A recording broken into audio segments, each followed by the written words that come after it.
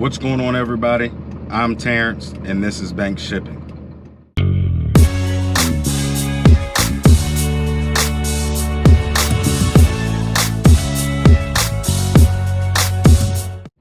Good morning, YouTube family. We are up in Garfield, New Jersey. We had a load that we preloaded on Friday to come up here this morning. It is now about 8 o'clock.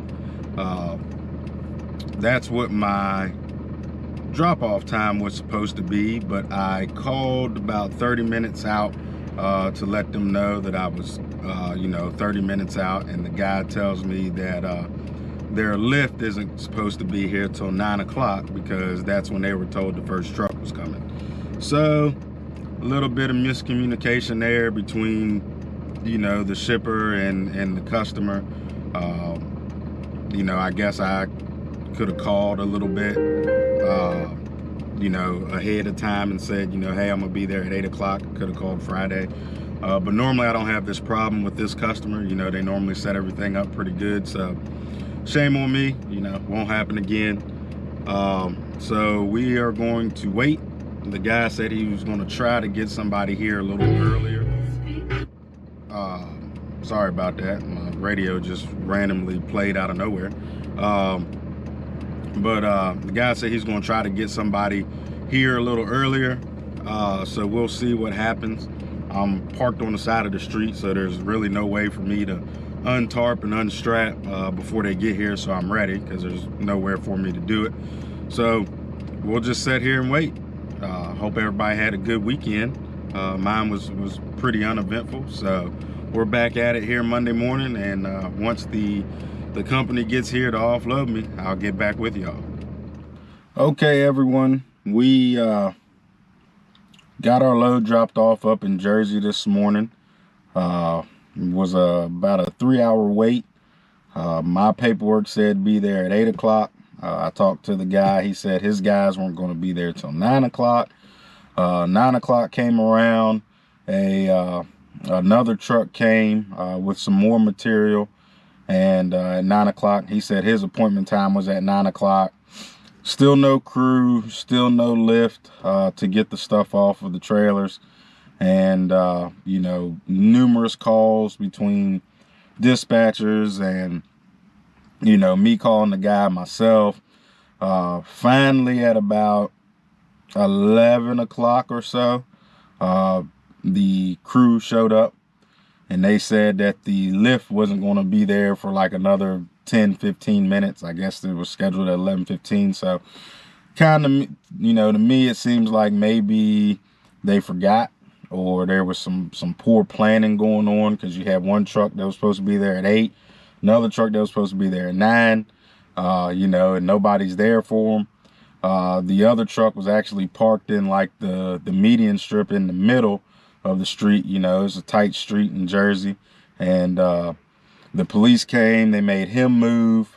They said that I was okay because I was up on the sidewalk, but I had to move a couple times because people were trying to get out of their driveways. The area that we were unloading in, was a storage facility, inside storage facility, and it was too tight to get in. So we finally got offloaded. I was supposed to pick up another load up in Jersey to take to North Carolina, which worked great because I could go home, stay the night, and get up and go to North Carolina tomorrow morning. But that ended up happening. Somebody took it for a cheaper rate, or it got canceled. I'm not too sure. So all that, I ended up finding another load that was basically off the path to home. So I didn't have to travel very far. Supposed to be a bundle of drill pipe, but I just went in there and it's only one piece of drill pipe. So that's good for me. It's like 800 pounds and 21 feet long. So they just look like they just set it on my trailer. So I am going to strap that down and we'll get out of here, because that delivers first thing in the morning. So once I strap that down and head out of here, I'll get back with you guys. All right, so we got our load picked up for the morning. We made it back to our yard just with about a minute to spare, 2 minutes to spare on the log. But this is our load that's going down to Salem Virginia tomorrow morning. First thing in the morning, I guess they had a pipe break and they need one right now. And the earliest they could get it was in the morning. So this is a dedicated, expedited, all that good stuff. It was supposed to be a bundle, I thought, but I get there and it's only one piece. It's 190 pounds. So I felt kind of weird putting 4 straps on this thing, but I like over securing stuff anyway. That way I got peace of mind. DOT don't mess with me or anything like that. So with that being said, we are going to head home and I will see you guys in the morning. All right, guys, so we are here at our drop off for this drill pipe. They're trying to figure out where exactly it goes. So I'm gonna get ready to unstrap this thing and we'll get unloaded. Get back with you guys here in a second. All right, everyone, we have dropped off the load from this morning, picked up our other load, and we are back at the yard. This load goes to Pennsylvania in the morning.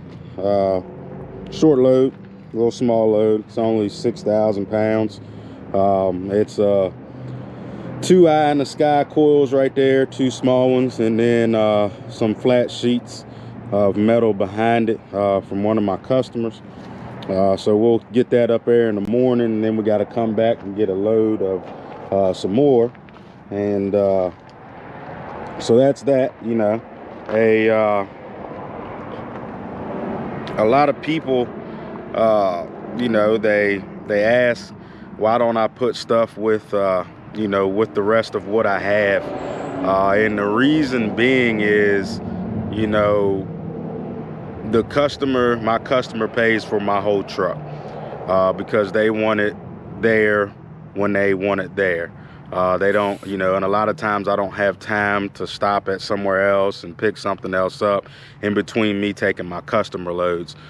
So, you know, that's why most of the time, you know, especially with the metal, I don't have a lot of product. You know, my whole trailer's not full, but they pay me, you know, a dedicated truck rate, so that's fine with me. You know, lightweight, good fuel mileage, which equals more profit, more money in my pocket. The same goes for the load that I picked up yesterday and dropped off this morning. You know, it was only 200 pounds and it was 20 feet long. It was one drill rod, and but the customer wanted a dedicated truck because they needed it first thing in the morning, so they didn't want any hiccups or anything, you know, from somebody else dropping it off or something like that. So, and they paid for a dedicated truck, you know. So if the customer is willing to pay for a dedicated truck to get that load moved, no matter how small, I don't mind dedicating my truck to that. You know, I've seen a lot here lately. You know, you look on some of these Facebook groups and stuff like that. Even in some, you know, YouTube channels, you know, you'll get guys talking about how even though it's a dedicated load, they still got plenty of room for something else. Me personally, you know, I don't do that. The reason I don't do that is because I feel like it's bad business practice. You know, you are being paid for your full truck for that one load, and stacking something else on top of it. Yeah, you might make some more money off of it, but anything can happen in that time. You know, you try to stack a parcel on top of, you know, what that dedicated run is, and something happens and, you know, you get held up. A lot of people say, well, as long as you drop it off beforehand, you know, they don't see that other load, how do they know? Well, what happens when you get stuck at that second or that first customer, that first stop, and you don't make it to that second customer from the dedicated load? If you don't make that drop on time, you know, that doesn't look good on you. So to me personally, that's just bad business practice, and that's why I don't do it. You know, I've had things on here 100 pounds, 50 pounds that were, you know, 10, 15 feet long, and they pay me a full truckload rate to take it, and that's all I put on my trailer. You know, even if I could put something else on there and there was something else in that area, if they pay me for a dedicated load, a dedicated run, they pay for that truck, that's what they get. You know, I don't do that. You know, but like I always say, You know, I'm not here to tell anybody else how to run their business or what to do.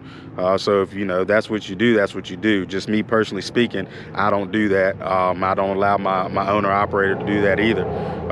You know, and speaking of my owner operator, we had a little issue this morning with him. You know, he got a load yesterday down in North Carolina after he dropped one off, and sat there for 3.5 hours trying to get loaded and stuff. And they had him loaded, but there was some issue with the paperwork and everything, so he had to sit around for 3.5 hours. And the broker at first didn't want to pay detention pay, and then he decided to pay detention pay, but then he never sent the rate con over with the updated rate on there for the detention pay. And then that load dropped this morning, and you know, my owner operator gets there, and I still hadn't received any rate con yet with the updated rate. So I told my owner operator to sit there.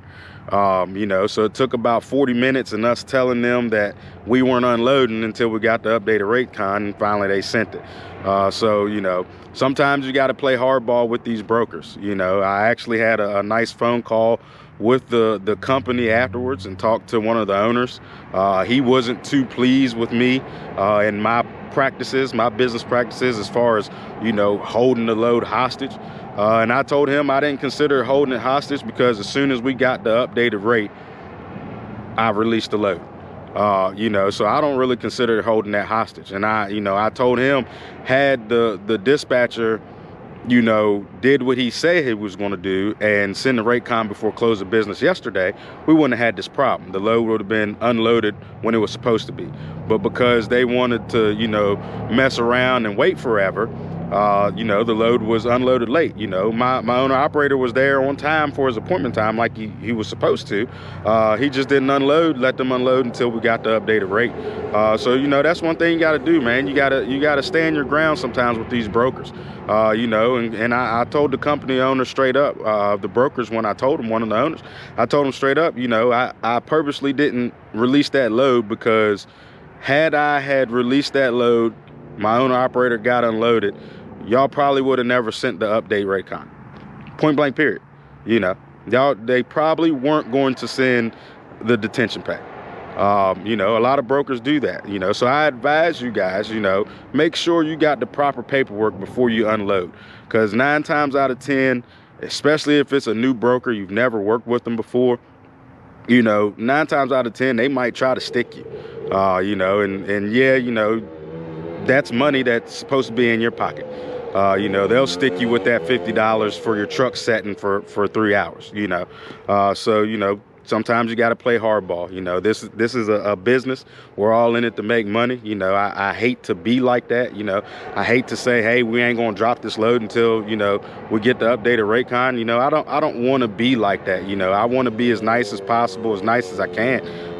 You know, but when it comes to money and money that's going to feed my family or feed my owner operator's family or for the better of the business, you know, when it comes to money, I don't play around with that, you know. But long story short, we got what we wanted. Everything was copacetic. We got the load unloaded. If that broker doesn't want to work with me again, that's fine by me. There's plenty of other brokers out there to work with, you know, on return loads and stuff like that. So no sweat off my back. You know, it is what it is. So, but we're going to go ahead and get out of here. We're going to hit it in the morning. You know, I hope everybody's having a great day. And as always, stay prayed up, grind hard, and stay humble.